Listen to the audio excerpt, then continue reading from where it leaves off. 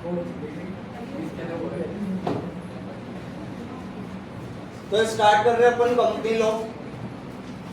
यहाँ पर अपन जो भी क्वेश्चन पढ़ेंगे सब गेस ही रहेंगे, आ जाए तो अच्छी बात है, नहीं आए तो भी अच्छी बात है ना। अपने लेवल पे तो आप लोगों को तैयारी करते ही रहेंगे। कंपनी लॉ में मेरा सब्जेक्ट तो है नहीं, मेरा सब्जेक्ट तो क्या है, इनकम टैक्स। तो इसके अंदर किसका क्या मीनिंग है कुछ मेरे को पता नहीं है, बस मैं आप लोगों को यहाँ पर क्या याद कराऊंगा, पॉइंट। क्योंकि अपन जो थ्योरेटिकल सब्जेक्ट है अपने पास, अपन जो एग्जाम लेके आते हैं उसके अंदर वैसे भी आप लोग उल्टा सीधा लिख के आते हो। आप लोगों को मेन तो क्या चाहिए होता है, पॉइंट सही होते हैं। आगे वाले से या पीछे वाले से ये बोलेंगे यार भाई क्या बता दे, पॉइंट बता दे। अंदर का कभी किसी से पूछा नहीं पूछा, पूछेंगे तो सामने वाला क्या देगा, रेपट देगा, बोलेगा ये सारे बताऊंगा क्या। तो मैंने अपने लिए क्या है, पॉइंट से। एक बार अगर अपने को पॉइंट याद हो गए तो अपन सारा काम कर देंगे। तो अपन यहाँ पर केवल पॉइंट याद करेंगे। तो अपने पास क्वेश्चन नंबर 9 है जो कि 2022 में आया हुआ है। लेकिन हमारे पास explain the secretarial procedure pertaining to the forfeiture of shares. Shares को जब्त करने का सेक्रेटरियल प्रोसीजर बताना है। तो अपन ने पहले तो मीनिंग लिख लिया फॉरफीचर ऑफ शेयर का, मैंने आप लोगों को वीडियो के अंदर बता रखा है। जब 3 पेज या 5 पेज भरने होते हैं तो जैसे अपने पास ये 20 नंबर में क्वेश्चन आ गया कि 20 नंबर में आप आंसर लिखो, तो आप लोग डायरेक्ट आंसर पे मत जाओ। पहले उसने बोला है सेक्रेटरियल प्रोसीजर बताओ किसका, फॉरफीचर ऑफ शेयर का। तो पेज नंबर 1 में आपको सारी थ्योरी किसकी लिखनी है, फॉरफीचर ऑफ शेयर की। बाकी अपने 4 पेज के अंदर जो उसने पूछा है उसका आंसर बताना है अपने को, तभी जाके अपने पूरा मटेरियल कंप्लीट होगा 5 पेज का। अगर स्टार्टिंग से बताने लगे तो चांसेस है बहुत कम बच्चे 5 पेज भर पाएंगे।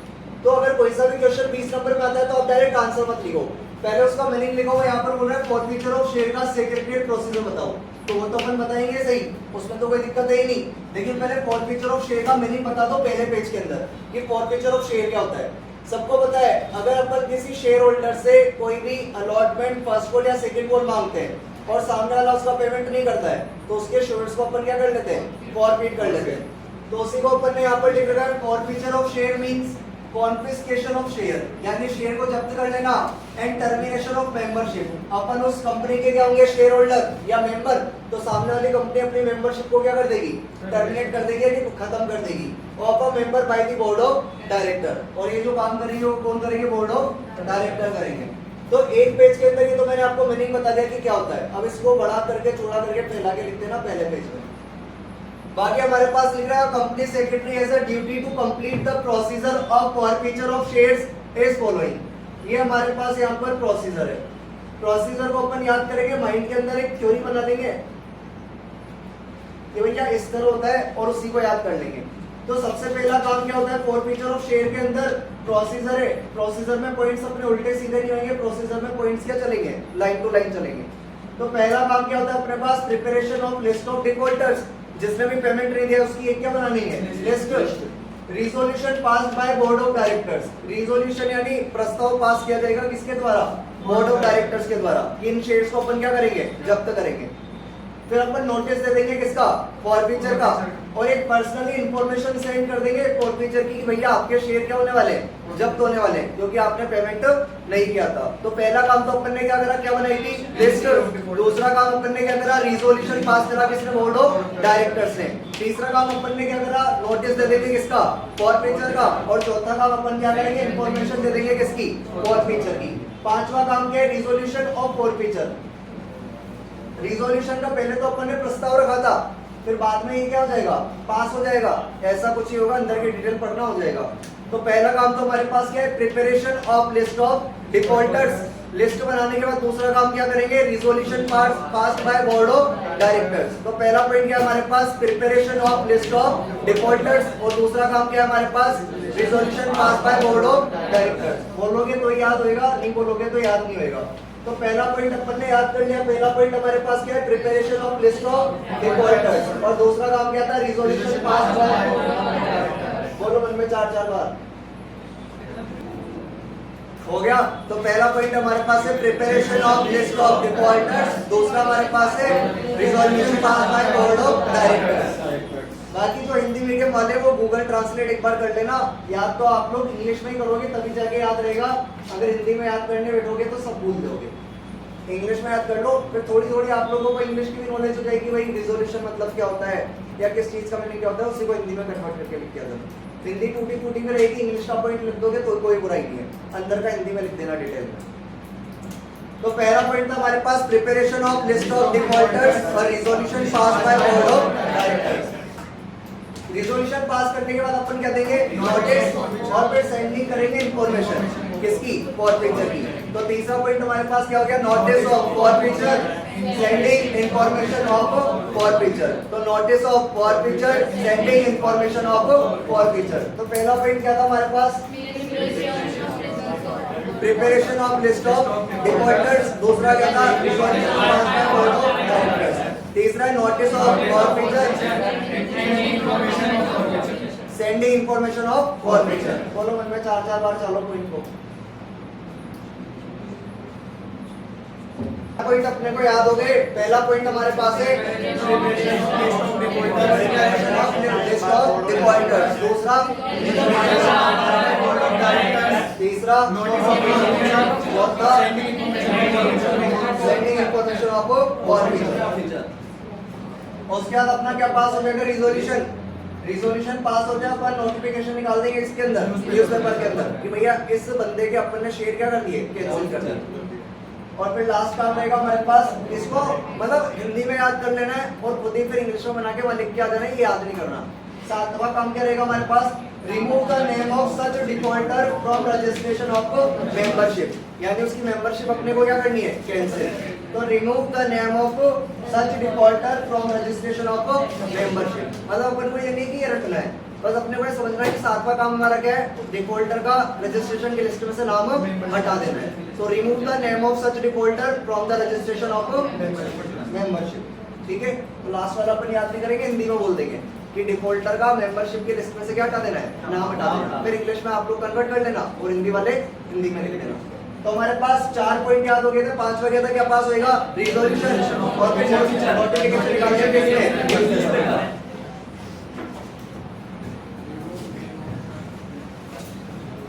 तो पहला पॉइंट था हमारे पास यहाँ पर preparation of list of defaulters, दूसरा पॉइंट था हमारे पास, दूसरा पॉइंट था हमारे पास दूसरा पॉइंट था हमारे पास resolution pass by board of directors, तीसरा था notification of sending information for forfeitures. जो भी देख देख के बोलेगा उसको मम्मी का समय। तो तीसरा पॉइंट हमारे पास क्या है, नोटिस ऑफ फॉरफीचर, चौथा क्या है, सेंडिंग इंफॉर्मेशन ऑफ फॉरफीचर। पांचवा काम क्या पास होएगा, तो resolution by forfeiture, resolution of forfeiture. और छठा काम क्या रहेगा, नोटिफिकेशन इन न्यूज़पेपर। और सातवां काम क्या रहेगा, remove the name of such defaulter from the registration of membership. बोल दो मन में 4-5 बार बोल लो सातों को, फिर अगला क्वेश्चन याद करेंगे। कभी कभी ऐसा भी होता है अपने को आंसर तो याद रह जाता है, क्वेश्चन याद नहीं रहता, तो भाई साथ में लेके चलना दोनों को। अभी रिपीट कर लेंगे थोड़ी देर बाद ताकि पता भी लग जाएगा याद रहा कि नहीं रहा। अगला क्वेश्चन है हमारे पास जो कि आया था 2022 में, question number 14, explain the legal provisions regarding appointment of managing director. Managing director को अपॉइंट करने के प्रोविजंस बताने अपने को। तो सबसे पहले तो अपन ने देखना मैनेजिंग डायरेक्टर क्या होता है। A managing director means a director of a company is typically the top executive in a company responsible for overall management and strategic direction. जो मैनेजिंग डायरेक्टर वो क्या होता है, टॉप एग्जीक्यूटिव, यानी एम्प्लॉइज के अंदर जो भी होगा वो क्या होगा, सबसे बड़ा होगा, क्योंकि वही मैनेज करेगा सभी एम्प्लॉइज को। रेस्पॉन्सिबल फॉर ओवरऑल मैनेजमेंट, जितना भी मैनेजमेंट है उसके लिए क्या होगा, रेस्पॉन्सिबल। और स्ट्रेटेजिक मैनेजमेंट, स्ट्रेटेजिक मतलब होता है जैसे अपन पॉलिटिक्स करते हैं ना, मतलब पॉलिटिकल डायरेक्शन, मतलब एक जो होता है ना एक ही बार में कहने में सामने वाला बात मान लेता है, ऐसा कुछ करना। प्रोविजंस याद करेंगे तो इसके भी पॉइंट अपन याद करेंगे भाई माइंड के अंदर एक थ्योरी बना के। तो लिख रहा है हमारे पास provisions regarding appointment of MD. सबसे पहले यहाँ पे लिख रहा है हमारे पास अपॉइंट करना, तो सबसे पहले अपन अपॉइंट करेंगे किसको, मैनेजिंग डायरेक्टर को या डायरेक्टर को। फिर उसकी क्या देखेंगे, एज देखेंगे, एक न्यूनतम एज निर्धारित कर देंगे, इतने से कम नहीं होना चाहिए और इतने से ज्यादा नहीं होना चाहिए। तो minimum age maximum age qualification determine कर देंगे कि इतनी क्वालिफिकेशन होनी चाहिए। Appointment by board of directors, appoint कौन करेंगे? Board of directors. 4 पॉइंट तो यूं याद हो गए। पहला पॉइंट क्या था? Appointment of managing director. दूसरा क्या था? मिनिमम और मैक्सिमम एज क्वालिफिकेशन। और जो मैनेजिंग अपॉइंट करेगा वो कौन करेगा? Board of director. Maximum term of appointment, उससे बोलते हैं कि भाई ज्यादा से ज्यादा कितना काम करेगा तुम्हारी कंपनी में, कॉन्ट्रैक्ट कितने साल के लिए करेगा मिनिमम। लेकिन इसके अंदर ऐसा ही लिखना है, ऐसा मैं नहीं बोल रहा, मैं केवल पॉइंट याद करा रहा हूँ। अंदर का तो आप लोगों को देखना पड़ेगा इसका मतलब क्या है। एक रीअपॉइंटमेंट पॉइंट है और एक है approval bye the central government. तो ये 2 पॉइंट थोड़े से अलग है, इनको याद करना है, बाकी तो एक ही बारी में याद हो गए। पहला पॉइंट तो हमारा क्वेश्चन ही है, अपॉइंटमेंट ऑफ मैनेजिंग डायरेक्टर। दूसरा मिनिमम और मैक्सिमम एज। तीसरा अदर क्वालिफिकेशन। चौथा appointment by board of director. और पांचवा हमारे पास maximum term of appointment. 5 point तो अपने को एक एक बारी में पढ़ते याद हो गए। पहला पॉइंट था हमारे पास अपॉइंटमेंट ऑफ मैनेजिंग डायरेक्टर। दूसरा था मिनिमम और मैक्सिमम एज। तीसरा था हमारे पास क्वालिफिकेशन। और चौथा था appointment by board of directors. और पांचवा था हमारे पास term of maximum term of appointment. और उसके बाद हमारे पास appointment approved by the central government. मैं बोल रहा हूँ, आप लोग बाद में बोलना। पहला पॉइंट हमारे पास था अपॉइंटमेंट ऑफ मैनेजिंग डायरेक्टर। दूसरा था मिनिमम एंड मैक्सिमम एज। तीसरा था अदर क्वालिफिकेशन। चौथा था हमारे पास appointment by board of directors. पांचवा था मैक्सिमम टर्म ऑफ अपॉइंटमेंट। उसके बाद री अपॉइंटमेंट और अप्रूव्ड बाय सेंट्रल गवर्नमेंट। बोलो मैंने 5 बार। तो अभी अपन ने याद करा था question forfeiture of shares का सेक्रेटरियल प्रोसीजर। पहला पॉइंट क्या था हमारे पास? Preparation of list of defaulters. दूसरा resolution pass by board of directors. ये था क्या? Resolution pass by board of directors. तीसरा नोटिस ऑफ फॉरफीचर। चौथा sending information forfeiture of forfeiture. पांचवा रिजोल्यूशन ऑफ फॉरफीचर। उसके बाद नोटिफिकेशन इन न्यूज़पेपर। और लास्ट वाला remove the name of from the registration of membership. चलो बढ़िया। फिर अभी अपन ने याद करा मैनेजिंग डायरेक्टर का अपॉइंटमेंट। तो यही था पहला पॉइंट, तो appointment of managing director, minimum and maximum age, other qualification, appointment by board of directors, maximum term of appointment, reappointment, approved by central government. चलो वेरी गुड। 2 क्वेश्चन याद कर ले भाई, इस तरह अपन ने मस्ती मजाक में। तीसरा क्वेश्चन हमारे पास क्वेश्चन नंबर 12 आया था 2021 में। Define memorandum of association, discuss its importance and contents of it. तो एक तो मेमोरेंडम ऑफ एसोसिएशन क्या होता है और इसकी इंपॉर्टेंस बतानी है। एक बार YouTube पर देख लेना, थोड़ा बेटर समझ में आएगा कि मेमोरेंडम ऑफ एसोसिएशन क्या होता है, MOA क्या होता है। बताओ। इंपॉर्टेंस मैंने थोड़े बहुत पॉइंट तो लिया आरबीडी से और थोड़े पॉइंट लिए मैंने गूगल से। तो मैं इसका लिंक मैं आप लोगों को शेयर कर दूंगा। बाकी जिनके पास मेरे नंबर नहीं है वो मुझे मैसेज कर देना।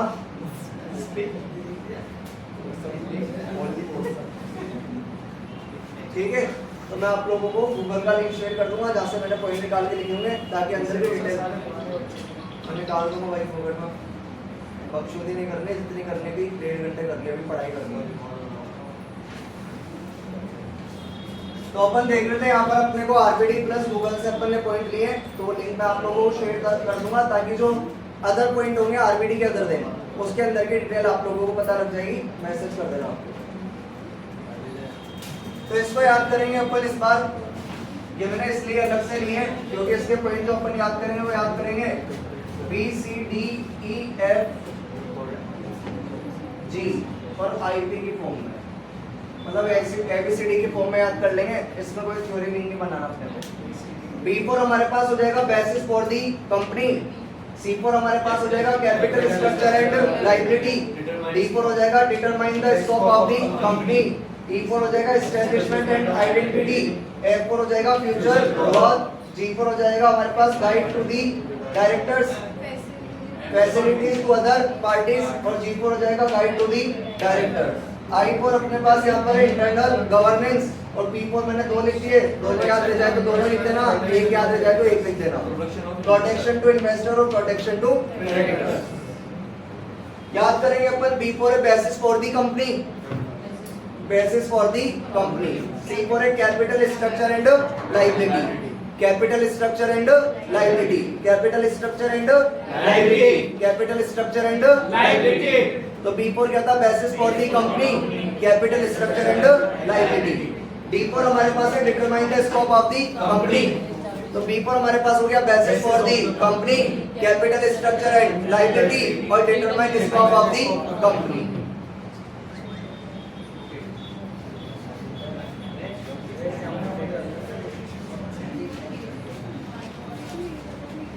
तो B4 हमारे पास था basis for the company, C4 हमारे पास है capital structure and liability, D4 हमारे पास है determine the scope of the company, E4 हमारे पास है एस्टैब्लिशमेंट, F4 हमारे पास है फ्यूचर ग्रोथ और फैसिलिटीज टू अदर पार्टीज, यानी F4 दो बार है। Establishment and identity, future growth और फैसिलिटीज टू अदर पार्टीज। तो B4 तो हमारे पास हो गया basis for the company, capital structure and liability, determine the scope of the company, establishment and identity, future growth, facilities to other parties, future growth और facilities to other parties. Basis for the company, capital structure and liability, determine of the scope of the company, establishment and identity, future growth और facilities to other parties, guide to the director, I4 internal governance, और P4 protection to creditor और protection to investor. एक बार पढ़ लो copy के अंदर या फिर इधर ही देख लेते जो लोग। B4 basis for the company, C4 capital structure and liability, D4 determine the scope of the company, E4 establishment and identity, F4 future growth और facilities to other parties, G4 guide to director, I4 internal governance और P4 promote to the creditors और promote protection to creditors. बोल लो एक बार, 4-5 बार बोल लो, साथ में ये भी देख लेना ताकि 3 क्वेश्चन याद हो जाएंगे। तो अपन ने मीनिंग नहीं देखा था, मेमोरेंडम ऑफ एसोसिएशन का मीनिंग क्या होता है एक बार पढ़ लेते हैं। मेमोरेंडम एक डॉक्यूमेंट होता है कंपनी का जो कि बताता है बहुत सारी इंफॉर्मेशन कंपनी के बारे में। अच्छी बात बताई इसने। इट कंटेन्स नेम, इसके अंदर नाम होता है कंपनी का, रजिस्ट्रेशन ऑफिस होता है, कंपनी के क्या ऑब्जेक्ट रहेंगे और कंपनी के कैपिटल है, ये सब बताता है, as well as limit of the liability of the members, और मेंबर्स की लायबिलिटी क्या रहेगी। It is signed by the subscriber who on registration become the first member of the company. जो भी कंपनी का पहला मेंबर होता है उसके किस पे साइन लेते हैं? मेमोरेंडम। बाकी अभी अपन ने पॉइंट याद करे एबीसीडी की फॉर्म में। A4 तो यहाँ पर था नहीं, B4 था basis for the company, capital contribution and liability, determine scope of the company, establishment and identity, future growth, facilities to other parties, guide to the directors, internal governance, protection to investor, protection to creditors.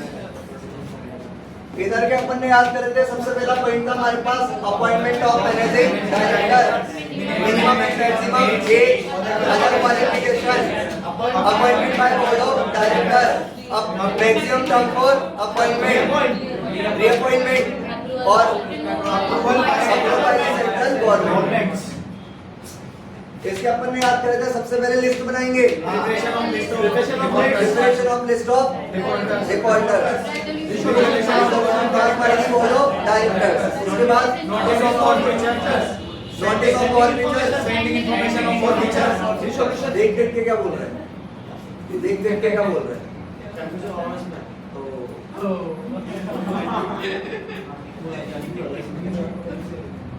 Sending information of all feature, resolution of all feature, और उसके बाद notification user पर, और last में नाम हटा देंगे, membership list में से अगले क्वेश्चन पढ़ेंगे उधर वाले बोर्ड पे। अगला क्वेश्चन हमारे पास है क्वेश्चन नंबर 2, 2021 में आया था। अरे बात मत करो भाई। Describe the privileges to a private company, विशेषाधिकार बताने प्राइवेट कंपनी के, काफी इजी है। कमेंसमेंट ऑफ बिजनेस यानी बिजनेस स्टार्ट करना, बिजनेस स्टार्ट करेंगे तो उसका क्या होगा, उसके बाद जैसे अपन किसी भी कोचिंग के अंदर जाते तो सबसे पहले अपन एक एप्लीकेशन फॉर्म भरते हैं, तो वैसे कंपनी का भी एप्लीकेशन फॉर्म होएगा जिसको क्या बोलेंगे, प्रोस्पेक्टस। कंपनी के क्या होते हैं, शेयर, और उनको क्या कर सकते हैं, कंपनी के स्टैट्यूटरी मीटिंग्स होएगी, और एक क्या होएगा, फॉरम। तो ये तो ऐसे बार बार पढ़ोगे या देखोगे तो याद हो जाएगा। तो फॉरम क्या होता है बताऊंगा, पता है मुझे, बताओ। Discuss the position of the company secretary, company secretary की पोजीशन बतानी है। क्वेश्चन नंबर 8 है, 2022 में आया था। तो ये भी नॉर्मली है, जो कंपनी सेक्रेटरी होता है वो एक क्या होता है, प्रोफेशनल पर्सन। प्रोफेशनल पर्सन होगा तो मतलब वो क्या होगा, ऑफिसर ऑफ कंपनी। ऑफिसर होगा मतलब वो क्या होगा, प्रोफेशनल पर्सन, ऑफिसर, और एडमिनिस्ट्रेटिव ऑफिसर।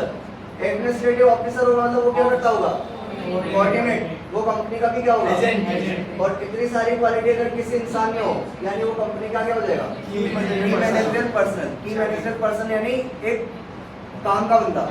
अगर इतनी सारी क्वालिफिकेशन किसी बंदे में है यानी वो कंपनी के लिए क्या है, काम का बंदा है। तो सबसे पहला पॉइंट क्या था, professional person, officer, administrative officer, coordinator, agent, और उसका की मैनेजमेंट पर्सन।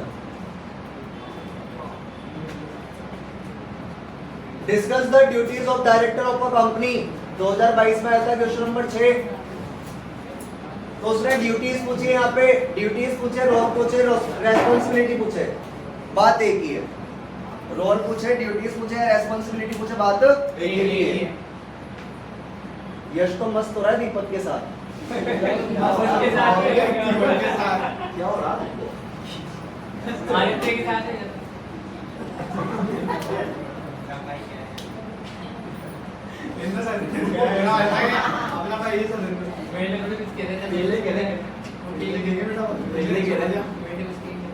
ये वाले पॉइंट्स भाई बड़ी मुश्किल से ये भी वहां से निकले अपने गूगल से तो निकले।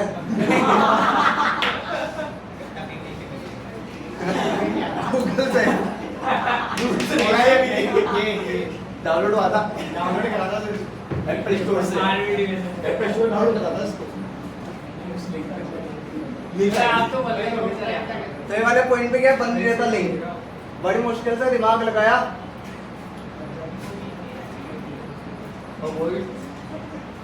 एबी डिलन, एबी डिलन कौन है, सिंगर। अबे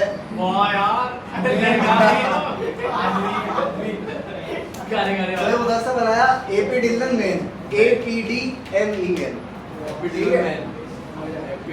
तो थोड़ा यूनिक भी हो जाएगा ताकि याद आ जाएगा यानी वाला क्वेश्चन कौन से किसमें था। नहीं तो ड्यूटीज बताने की इसकी डायरेक्टर की, तो इसको अपनी शॉर्ट फॉर्म क्या रहेगी, APD यानी एपी डिलन, और APD क्या है, मेन है तो ME है। तो वो फिर मेन नहीं होता ना, वो मेन रोड तो हो जाता ना, में आइए। अरे तो आप तो वाले ना वाले देख लेना तुम्हारे हिसाब से। तो A4 हमारे पास हो जाएगा, एक विद इन योर पावर्स। अगर कोई भी कंपनी का डायरेक्टर है तो उसको अपनी पावर के अंदर क्या करना होता है, काम। अवॉइड कॉन्फ्लिक्ट्स ऑफ इंटरेस्ट, पता नहीं इसका मतलब क्या होता है। तो ए फोर हो गया हमारे पास act within your powers और avoid conflict of interest. P four हमारे पास हो जाएगा promote success of the company और डी फोर हो जाएगा disclose interest in proposed transaction. ये थोड़ा सा अलग है, बाकी तो इजी इजी है। ए फोर हमारे पास क्या act within your powers और avoid conflicts of interest. P four क्या हो जाएगा promote success of the company और डी फोर क्या हो जाएगा disclose interest in proposed transaction. दो तीन बार इसको पढ़ लो फिर भी याद कर सकते हो। तो ये अपन ने याद करा था एबी डिलन और एबी डिलन क्या है मैन है। तो ए फोर अपन ने पढ़ा act within your powers और avoid conflict of interest. P four promote success of the company और डी फोर हमारे पास disclose interest in proposed transaction. M four हमारे पास हो जाएगा maintain statutory filing. E four हो जाएगा एक्सरसाइज इंडिपेंडेंट जजमेंट और एन फोर हो जाएगा not accept benefit from third party. थोड़े से कॉम्प्लिकेटेड पॉइंट है लेकिन बार बार बोलेंगे तो याद हो जाएंगे। एम फोर तो हमारे पास ये हो जाएगा मेंटेन स्टैट्यूटरी फाइलिंग। इसका मतलब होता है जो कंपनी के रिकॉर्ड्स रहेंगे वो तो अपन को बनाने पड़ेंगे। स्टैट्यूटरी मतलब होता है लीगल, जो भी कानून की तरफ से कंपनी एक्ट 2013 की तरफ से बताए हुए हैं। तो maintain statutory filing. E four हमारे पास क्या था एक्सरसाइज इंडिपेंडेंट जजमेंट और एन फोर हमारे पास क्या है not accept benefit from third party. 4-5 बार बोल दो मन में, फिर 6 के 6 रिपीट करेंगे अपन। तो रिपीट कर लेते हुए अपन ने याद करा था इसको। ए फोर हमारे पास था यहाँ पर act within your powers और अवॉइड कॉन्फ्लिक्ट ऑफ इंटरेस्ट। फिर पी फोर हमारे पास था promote success of the company. D four हमारे पास था disclose interest in proposed transaction. M four हमारे पास था maintain statutory filing. E four हमारे पास था exercise independent judgement exercise independence judgement और एन फोर हमारे पास था not accept benefit from third party. कर लेना याद, नीचे का बढ़िया गया। क्वेश्चन हमारे पास था ये हाउ इज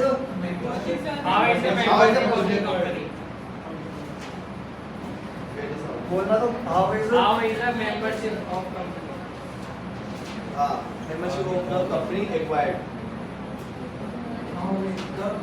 Membership company. तो 2019 के अंदर आया था क्वेश्चन नंबर 5 कि एक कंपनी की मेंबरशिप कैसे खरीदी जा सकती है और कौन से केसेस के अंदर ये सीज कर ली जाती है, यानी मेंबरशिप को खत्म कर दिया जाता है। तो ये तो नॉर्मल है, किसी भी कंपनी की मेंबरशिप खरीदनी है तो सिंपल सी बात है, क्या करो एप्लीकेशन और अलॉटमेंट का पैसा दे दो तो आपको क्या मिल जाएगी मेंबरशिप।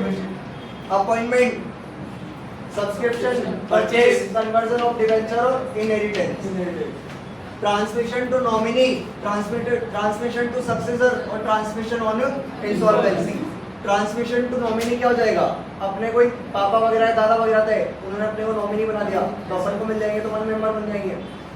ट्रांसमिशन टू सक्सेसर, अपना पड़ोसी वगैरह था या कोई रिश्तेदार था तो मर गया और मरते ही उसका कोई रिश्तेदार नहीं बचा, अपन ही बचे तो अपने को मिल गया, तो ट्रांसमिशन टू सक्सेसर और ट्रांसमिशन ऑन इंसॉल्वेंसी।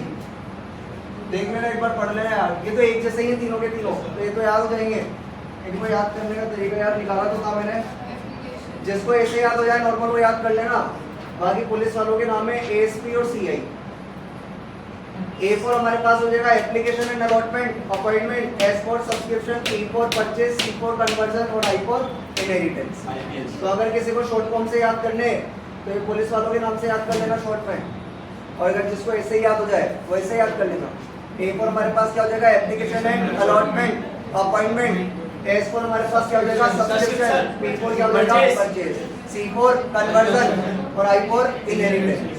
बाकी transmission on nominee, transmission to successor और ट्रांसमिशन ऑन इंस्टॉलमेंट अभी करा देंगे, याद हो जाएंगे तो याद हो गया। ऐसी टर्मिनेशन अपन ने लिख दिया यहाँ पर बीसीडी के फॉर्म में, B C D E F और आर एस टी।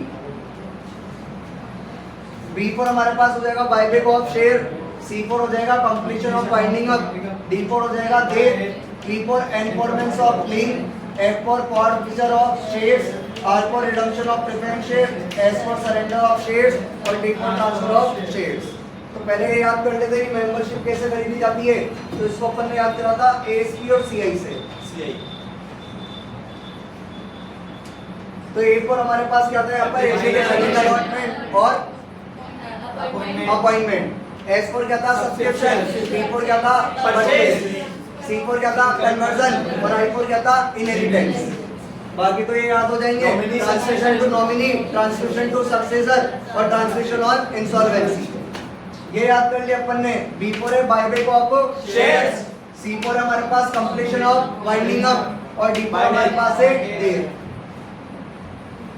तो B पर हमारे पास क्या है बायबैक ऑफ शेयर्स, C पर क्या है कंप्लीशन ऑफ वाइंडिंग अप और D पर क्या है डेट। E पर क्या है एनफोर्समेंट ऑफ लीन, F पर क्या है फॉरफीचर ऑफ शेयर्स। तो B पर हमारे पास क्या था buyback of share, completion of winding up, debt, enforcement of lien और फॉरफीचर ऑफ शेयर। RST हो जाएगा R for redemption of preference share, S for surrender of share और T for transfer of shares। तो easy है मेरे ख्याल से। एक हार्ड तो यही था बस। हाँ ये सबसे एपी डिलन और मैं। A पर हमारे पास क्या था act within your powers और A पर हमारे पास था avoid conflict of interest. P पर हमारे पास क्या था promote success of the company. D पर हमारे पास क्या था disclose interest in proposed transaction. M पर हमारे पास क्या था मेंटेन स्टैट्यूटरी फाइलिंग। E पर हमारे पास था एक्सरसाइज इंडिपेंडेंट जजमेंट और N पर हमारे पास था not accept benefit from third party. तो मुझे याद हो सकता है तो आप लोगों को भी याद हो सकता है क्योंकि एग्जाम तो आप लोगों का है, मेरा तो ये नहीं। परसों थोड़ी ना, परसों ही है क्या? 18 को। आज 15, 16, 17, 18। आज कितने क्वेश्चन याद करें? 7। कल याद करेंगे 8 या 9 और परसों भी याद करेंगे 8 या 9। तो लगभग अपनी तरफ से 23 चॉइस क्वेश्चन हो जाएंगे। फिर बाकी आप लोग कर लेना। ये चॉइस क्वेश्चन में से मेरे ख्याल से पेपर हो जाएगा। बाकी किसी की इच्छा हो कि मैं अपने लेवल पे भी तैयारी करूंगा तो वो करते रहेगा। ठीक है, चलो।